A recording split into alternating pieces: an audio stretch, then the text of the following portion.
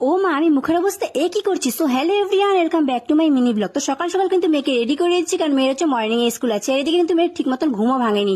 তো মেয়েকে কিন্তু রেডি করানো আমার হয়ে গেছে, এদিকে টোটো এসেও দাঁড়িয়ে আছে। তো মেয়েকে টোটোতে কিন্তু আমি উঠিয়ে দিলাম। তো মেয়েকে টোটোতে উঠিয়ে দেওয়ার পরে কিন্তু আমি চলে যাব বাড়িতে, কারণ বাড়িতে অনেক কাজ আছে, যেহেতু সকালে হচ্ছে গিয়ে মেয়েদের অনেক কাজ থাকে। তো চলো, প্রথমে কিন্তু চলে গেছি গোবরের এখানে, মানে এখানে গোবর রাখা হয়। তো গোবরটা হচ্ছে গিয়ে ভালো করে গুলিয়ে নিব। গোবরটাই কিন্তু ভালো করে আমি গুলিয়ে নেওয়ার পরে উঠানে ছিটিয়ে দেবো। সকাল সকাল গোবর ছাড়া দাও ভালো, সব বয়স্ক আর কি বলে। তারপরে কিন্তু উঠানটা ভালো করে আমি ঝেড়ে নিবো। তারপরে হচ্ছে গিয়ে আমার হাজবেন্ড হচ্ছে অফিসে যাবে, সেই জন্য ওর জন্য লাল চা বানাবো। সকাল সকাল ও লাল চাই খায়। চাটা বানিয়ে দেওয়ার পরে কিন্তু আমি চলে যাবো ঘরে, কারণ আমার ঘরে অনেক কাজ আছে। বাসি বিছানাটা উঠাতে হবে, সকাল সকাল উঠানোটাই ভালো।